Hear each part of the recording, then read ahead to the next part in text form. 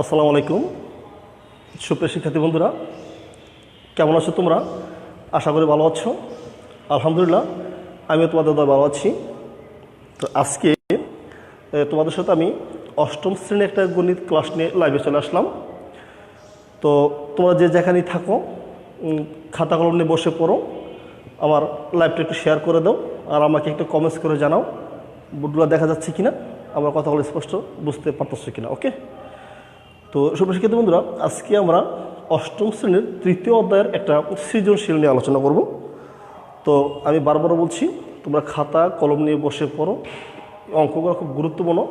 আমি যে ক্লাসগুলো করে তোমরা কি লিখে নিবা। ওকে, তো ঠিক আছে, আমি আর বেশি দেরি করবো না, আমি আমার মূল পাঠে চলে যাচ্ছি। তো আজকে প্রথমে আমি একটা সৃজনশীল করব, তোমরা সবাই এই সৃজনশীলটা উঠিয়ে নাও। ওকে,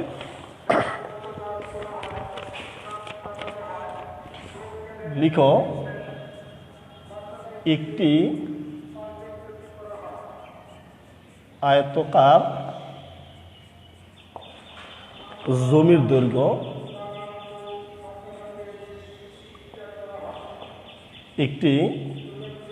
আয়তাকার জমির দৈর্ঘ্য 90 মিটার, প্রস্থ 70 মিটার। ওই জমির ভিতরে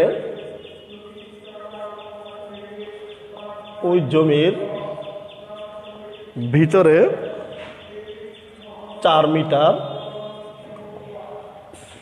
মিটার পার বিশিষ্ট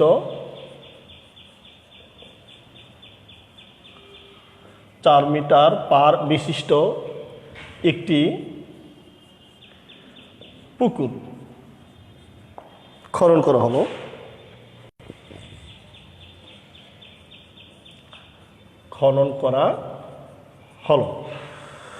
পুকুরের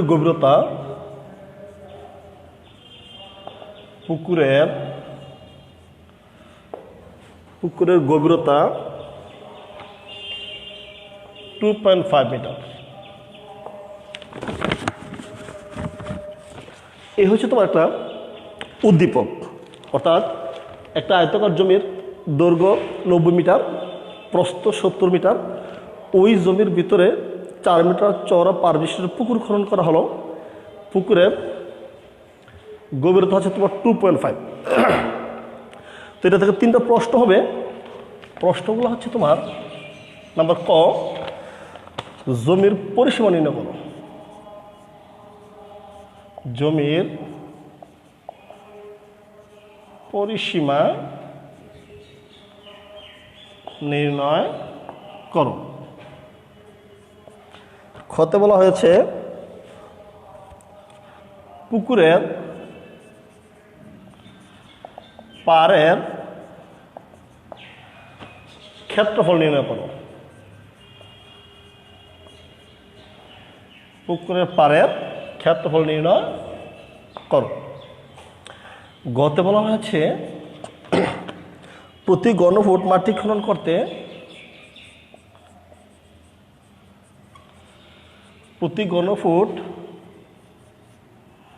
মাটি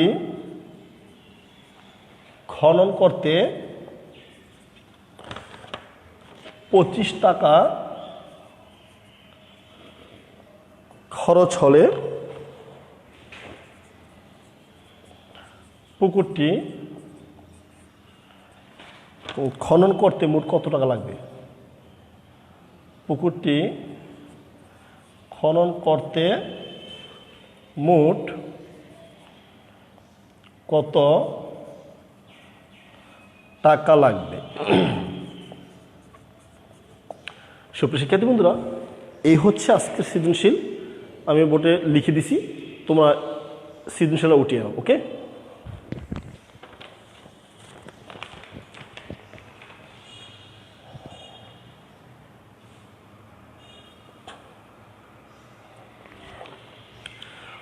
তো ঠিক আছে, আমরা সলিউশনে চলে যাচ্ছি। একটু লক্ষ্য করো যে একটা আয়তাকার জমির দৈর্ঘ্য দেওয়া আছে তোমার 90 মিটার, প্রস্থ দেওয়া আছে 70 মিটার। ওই জমির ভিতরে 4 মিটার পার বিশিষ্ট একটা পুকুর খনন করা হলো। পুকুরের গভীরতা হচ্ছে তোমার 2.5।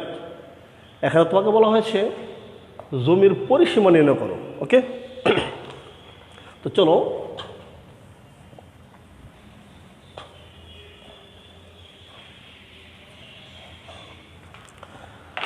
নাম্বার ক,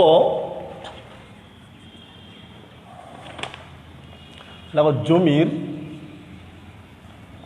দৈর্ঘ্য লিখে তোমার দেওয়া আছে, দেওয়া আছে জমির দৈর্ঘ্য হচ্ছে তোমার 90 মিটার, তাই না? জমির প্রস্থ 70 মিটার। ওকে, উদ্দীপক অলরেডি দৈর্ঘ্য এবং প্রস্থ দেওয়া আছে, তো আমাকে পরিসীমা বের করতে হলে কী করতে হবে? লাগবে সুতরাং জমির পরিসীমা। তো পরিসীমা আমরা সূত্র জানি, পরিসীমার সূত্রটা কি? 2 ইন্টু দৈর্ঘ্য যোগ প্রস্থ। ওকে, তাহলে আসো জমির পরিসীমার সূত্র হচ্ছে 2 ইন্টু দৈর্ঘ্য যোগ প্রস্থ। আমি একেবারে মানটা বসিয়ে দিই, 70 যোগ 90 যোগ 70। ওকে, আচ্ছা তুমি দেখো 2 ইন্টু যোগ করে দাও, যোগ হচ্ছে তোমার 160, 2 দিয়ে গুণ করে দাও 320 মিটার। ওকে, বন্ধুরা একটু লক্ষ্য করো, তাহলে জমির দৈর্ঘ্য দেওয়া আছে 90 মিটার, জমির প্রস্থ 70 মিটার। আমি লিখে নিলাম জমির দৈর্ঘ্য 70 এবং প্রস্থ কত? দৈর্ঘ্য 90, প্রস্থ 70। তাহলে পরিসীমার সূত্র হচ্ছে 2 ইন্টু দৈর্ঘ্য যোগ প্রস্থ। মানটা বসিয়ে জাস্ট খালি কি ক্যালকুলেট করে দিলাম। ওকে, এই হচ্ছে তোমার কয়ের সলিউশন। উঠিয়ে নাও।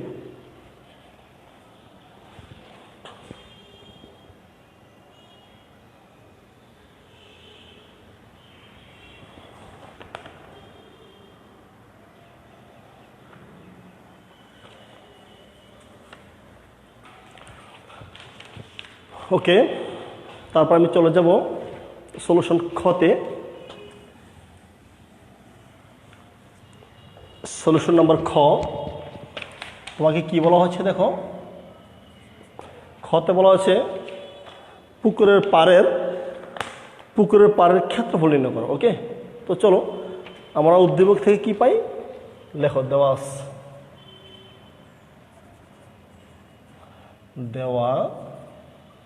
আছে পুকুরের, দেওয়া আছে জমির দৈর্ঘ্য,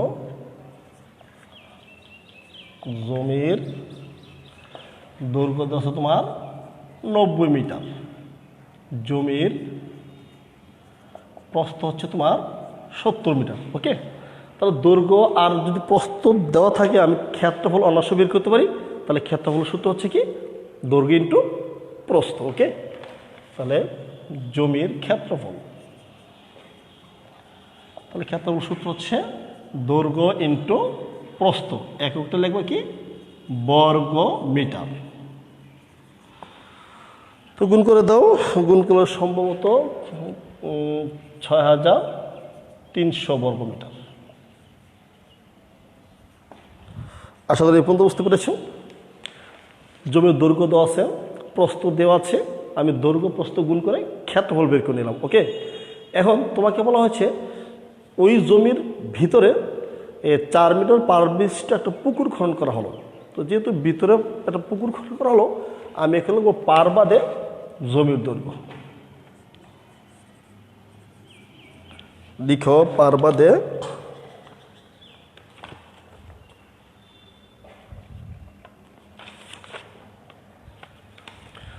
বাদে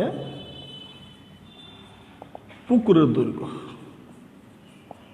তো তুমি দেখো, আমি যদি একটা চিত্রের মাধ্যমে তোমাকে বোঝাতে চাই, এই হচ্ছে তোমার একটা আয়তাকার জমি, এর ভিতরে একটা পুকুর খনন করা হলো। পুকুরটার পাড়ের বিস্তার হচ্ছে 4 মিটার, তাহলে 4 মিটার 4 মিটার 4 মিটার 4, এই হচ্ছে তোমার 90 মিটার হচ্ছে দৈর্ঘ্য, আর প্রস্থ হচ্ছে কত? 70 মিটার। ওকে, তো পার বাদে পুকুরের দৈর্ঘ্য হবে কত? তুমি এই 90 থেকে বিয়োগ দাও 4 যোগ 4, অর্থাৎ একটা সেকেন্ড পেকে দাও 4 যোগ 4। আশা করি বুঝতে পেরেছ। অর্থাৎ এদিক দিয়ে দৈর্ঘ্য 4, নিচের অংশ দেখো দৈর্ঘ্য 4, অর্থাৎ 4 যোগ 4, এত মিটার লিখে দাও। এখন আসো 90 মাইনাস যোগ করে দাও 8, তাহলে হচ্ছে কত? 82 মিটার। ওকে বন্ধুরা, আমি আবার বলছি, দেওয়া আছে জমির দৈর্ঘ্য 90 মিটার, প্রস্থ 70 মিটার, দৈর্ঘ্য প্রস্থ গুণ করে আমি ক্ষেত্রফল পেয়ে গেলাম। এখন পার্বাদে পুকুরের দৈর্ঘ্যটা বের করো। আমরা জানি কি 90 বিয়োগ 4 যোগ 4, তার মানে 82 মিটার। ওকে, এই পর্যন্ত উঠিয়ে নাও সবাই।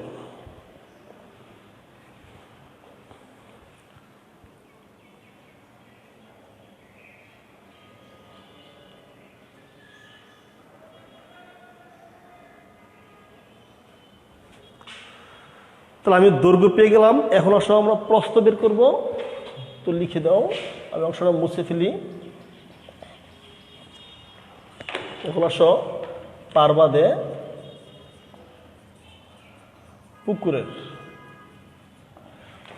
পুকুরের প্রস্থ।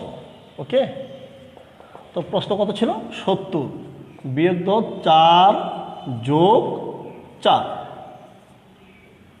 মিটার লিখে দাও। তার মানে 70 বিয়োগ 8 ইকুয়াল হচ্ছে তোমার 62 মিটার। ওকে, তাহলে আমি পার্বত্য পুকুরের দৈর্ঘ্য পেয়ে গেলাম, পার্বত্যের প্রস্থ পেয়ে গেলাম। এখন দৈর্ঘ্য প্রস্থ গুণ করে দাও, তাহলে কি দাঁড়ায়? সুতরাং পার্বাদে পুকুরের ক্ষেত্রফল,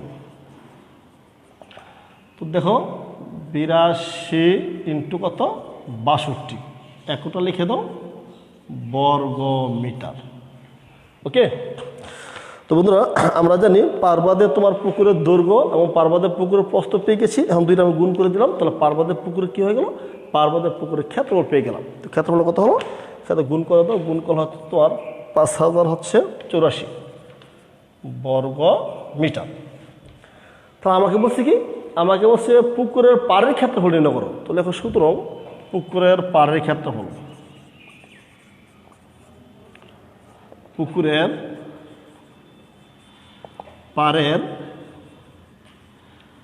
ক্ষেত্রফল তুমি দেখো এর আগে ছিল কত? এর আগে হচ্ছে তোমার 6300 জমির ক্ষেত্রফল পেয়ে গেছি। এর থেকে বিয়োগ দিয়ে দাও, পুকুরের ক্ষেত্রফল হচ্ছে 5084, একটা লেখো বর্গ মিটার। তাহলে বিয়োগ করে দাও, বিয়োগ করলে হচ্ছে তোমার 1216 বর্গ মিটার। এই হচ্ছে তোমার পার্বাদে পুকুরের ক্ষেত্রফল।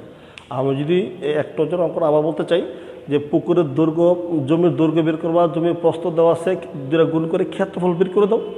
তারপর পার্বাদে পুকুরের দৈর্ঘ্য বের করো, পার্বাদে পুকুরের প্রস্থ বের করো, দুইটা গুণ করে ক্ষেত্রফল বের করো। জমির ক্ষেত্রফল থেকে পুকুরের ক্ষেত্রফল বিয়োগ দিলে আমি পুকুরের পাড়ের ক্ষেত্রফল পেয়ে গেলাম। ওকে, এই হচ্ছে তোমার ক্ষয়ের সলিউশন। উঠিয়ে নাও।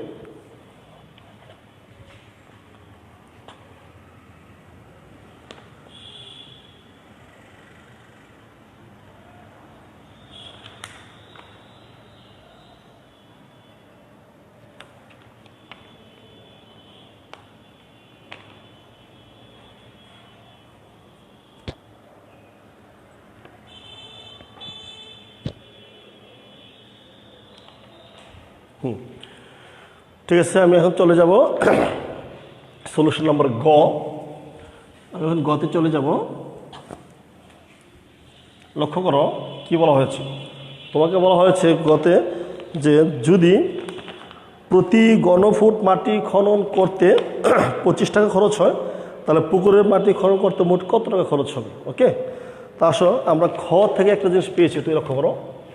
নাম্বার গ লেখবা খ হতে পাই। খ হতে কি পাই? পুকুরের দৈর্ঘ্য। পুকুরের দৈর্ঘ্য কিন্তু আমরা খ থেকে পেয়েছি কত? 82 মিটার। খয়ের মধ্যে লক্ষ্য করো, পুকুরের প্রস্থ পেয়েছি কত? পুকুরের প্রস্থ পেয়েছি 62 মিটার। অলরেডি আমরা খয়ের মধ্যে পেয়েছি এটা। পুকুরের দৈর্ঘ্য 82 মিটার এবং পুকুরের প্রস্থ 62 মিটার আমরা অলরেডি খয়ের মধ্যে পেয়েছি। এখন আসো দৈর্ঘ্য প্রস্থ। এখন আর কি রয়েছে? পুকুরের গভীরতা। তুমি দেখো পুকুরের গভীরতা কিন্তু এই উদ্দীপকে দেওয়া আছে, কত দেওয়া আছে? 2.5 মিটার। ওকে, বন্ধুরা তোমাদেরকে জানিয়ে রাখি, দৈর্ঘ্য, প্রস্থ, উচ্চতা কিংবা গভীরতা জানা থাকলে আমি কি আয়তন বের করতে পারি। ওকে, এখন আসো পুকুরের আয়তন। সুতরাং পুকুরের আয়তন তুমি গুণ করে দাও, দৈর্ঘ্য ইন্টু প্রস্থ ইন্টু গভীরতা। তো আয়তনে একক লাগবা কি, ঘন, যেহেতু মিটার আছে তুমি কি লাগবা, ঘন মিটার। ওকে, তাহলে দৈর্ঘ্য ইন্টু প্রস্থ ইন্টু গভীরতা তিনটা গুণ করে আমি আয়তন বের করে নিলাম, একটা লিখে দিলাম কি, ঘন মিটার। তাহলে তিনটা অংশ গুণ করে দাও, গুণ করা হচ্ছে তোমার 12,710 ঘন মিটার। ওকে, আমরা পেয়ে গেলাম এই পর্যন্ত, ঠিক আছে। এরপর তুমি দেখো, আমরা জানি এক ঘনমিটারকে ফুটে নিতে হবে। তা আমরা একটা জিনিস জানি, লেখবা আমরা জানি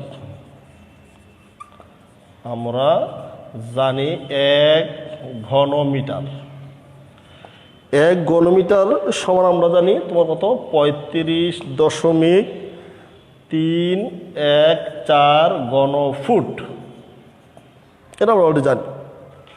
এক ঘনমিটার সমান কত জানি, আমরা জানি এক ঘনমিটার জানি 35.314 ঘন ফুট। তাহলে আমি ঘনমিটার থেকে কিসে নিয়ে গেলাম, ফুটে নিয়ে গেলাম।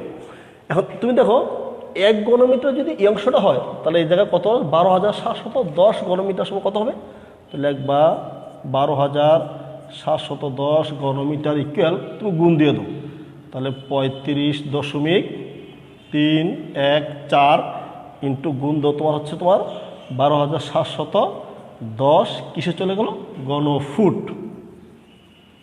ওকে, আবার বলছি, আমরা জানি এক ঘনমিটার হচ্ছে তোমার 35.314 ঘন ফুট। আমি ঘনমিটার থেকে ফুটে নিয়ে গেলাম।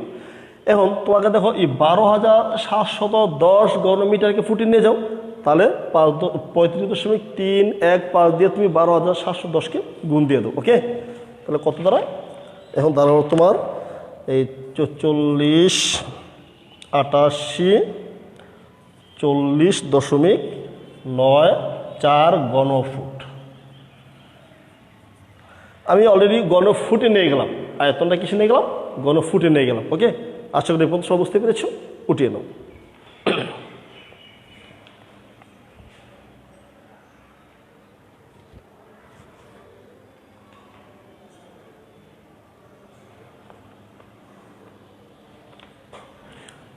এখন আমাকে বলা হয়েছে যে পুকুরের মাটি, টোটাল পুকুরের মাটি খনন করতে কত টাকা লাগবে। তো আমরা জানি এক ঘনফুট মাটি খনন করতে 25 টাকা খরচ হয়।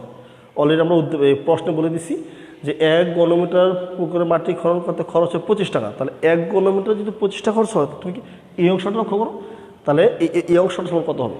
চলো,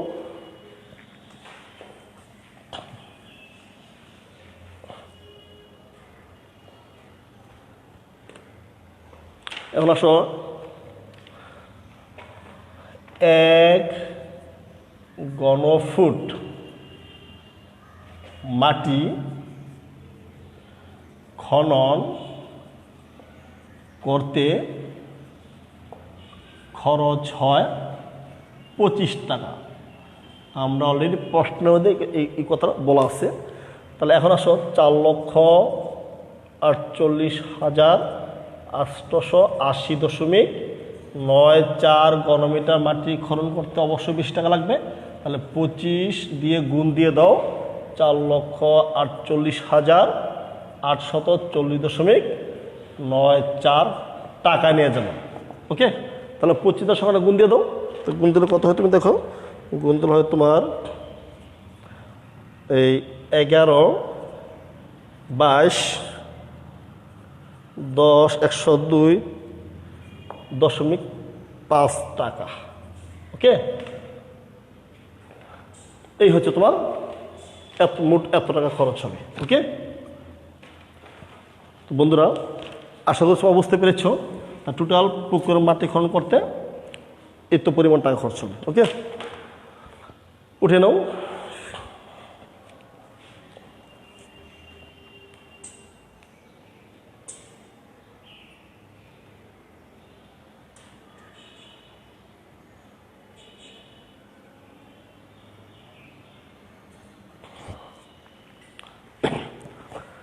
তো শিক্ষার্থী বন্ধুরা, আশা করি তোমরা সবাই বুঝতে পেরেছো সৃজনশীলটা খুবই ইম্পর্টেন্ট একটা সৃজনশীল। আশা করি সবাই এগুলো খাতা কলম নিয়ে এগুলো উঠিয়ে নিয়েছো। তো বাসা প্র্যাকটিস করো। আমার লাইভটা যারা শুরুতে দেখো নাই, প্রয়োজনে আমি লাইভ শেষ করার পরে তোমরা আবার প্রথম থেকে দেখে নিও, এই অঙ্কটা সবাই উঠাই নাও। ওকে, তো ঠিক আছে বন্ধুরা, আজকে এই পর্যন্তই। ভালো থেকো, দেখা হবে পরবর্তী কোনো নেক্সট ক্লাসে। আসসালামু আলাইকুম।